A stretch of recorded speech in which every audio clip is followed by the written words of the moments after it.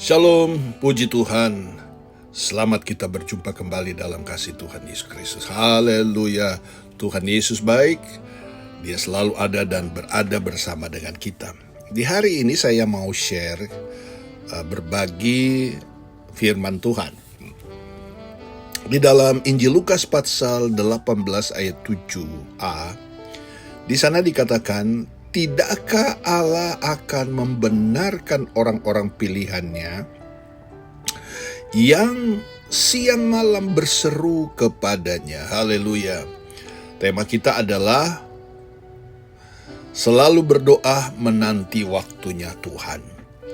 Saudara-saudara dalam kasih Tuhan, menjadi tetap sabar dan tidak putus asa seringkali susah dilakukan ketika seseorang menunggu terjawab sebuah doa.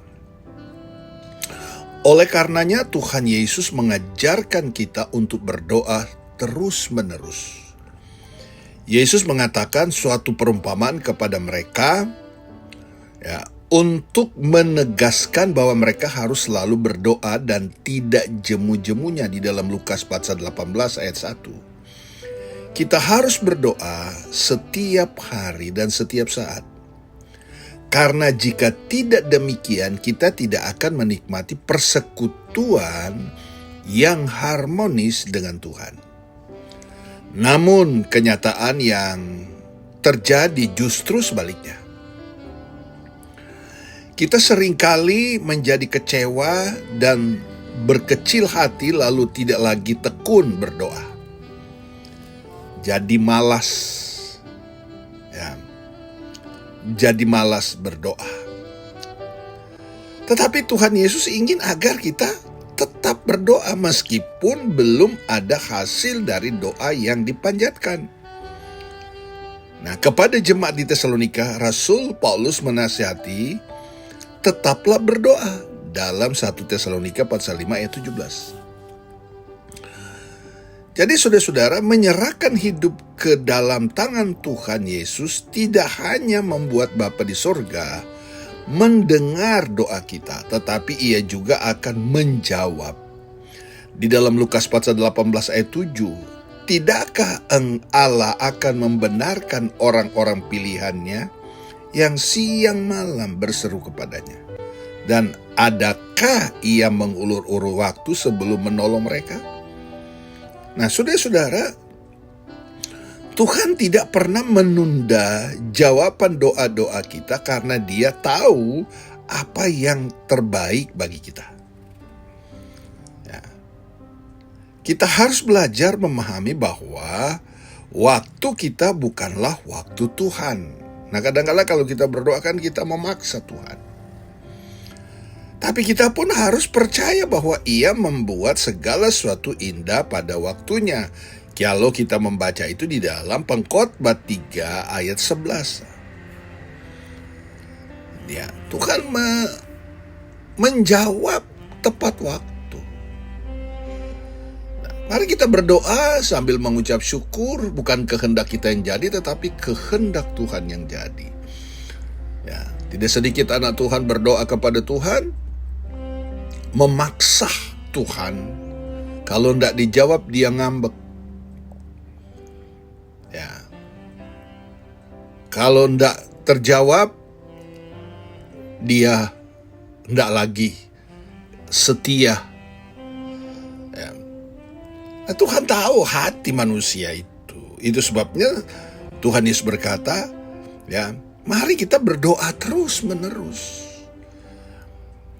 Jangan kita berdoa hanya pada waktu kesulitan.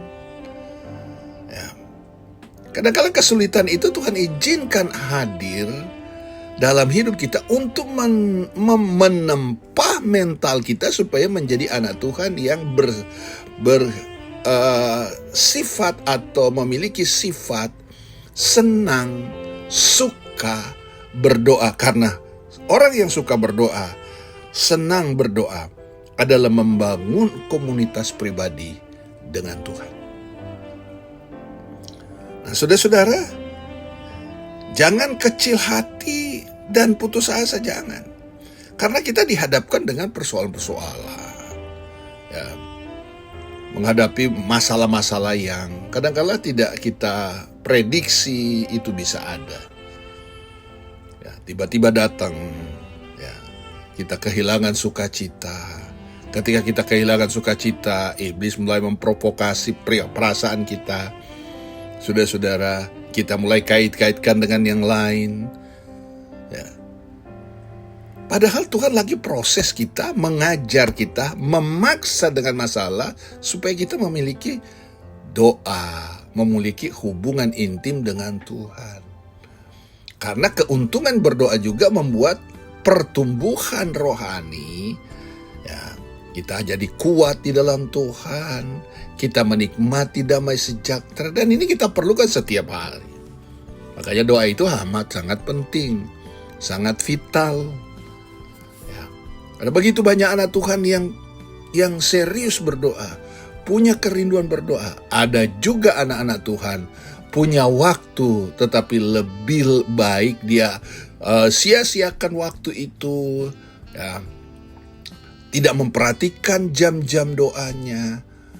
Ya, saudara-saudara dalam kasih Tuhan, kecuali mungkin dia dalam pekerjaan, ya. Tapi kalau dia punya waktu dan dia sia-siakan, ya, dia nonton TV di rumah daripada dia membawa hidupnya untuk membangun hubungan intim dengan Tuhan. Saudara-saudara dalam kasih Tuhan. Nah, kita jangan kecil hati kalau kita menghadapi persoalan-persoalan. Memang betul, tidak ada manusia yang hebat. Kadang-kala dihadapkan dengan masalah, kecil hati. Kadang-kala dihadapkan padahal ada orang-orang punya kaya pun, semuanya berkecukupan.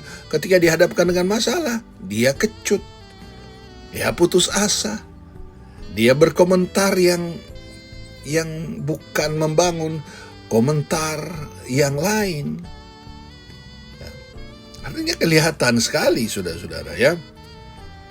Di dalam Lukas pasal 11 ayat 10 berkata, karena setiap orang yang meminta, menerima, dan setiap orang yang mencari, mendapat, dan setiap orang yang mengetok, baginya pintu dibukakan. Yang belum menerima jawaban doa, hendaklah bersabar, menunggu waktunya Tuhan. Ia ingin membuktikan setiap kesetiaan dan ketahanan kita menghadapi masa-masa sukar. Ia ingin membangun kita lewat ujian agar kita memiliki karakter anak Allah, memiliki mental yang kuat. Dan sebesar apapun permasalahan yang kita hadapi, di dalam Tuhan selalu ada jalan keluar. Maka dari situ jangan berhenti berdoa kepadanya. Ya, saudara-saudara dalam kasih Tuhan, mari milikilah kerinduan, ya, untuk berdoa. Jangan kendor, maju terus berdoa. Mungkin sudah tercapai pergumulan kita, ya, jangan berhenti. Karena Tuhan mau tidak hanya untuk kita menghadapi masalah, tetapi membangun kehidupan harmonis dalam persekutuan dengan Tuhan. Saya percaya kita semua anak-anak Tuhan yang berhikmat, mari kita mau maju bersama untuk hormat kemuliaan nama Tuhan. Tuhan Yesus memberkati kita semua. Amin.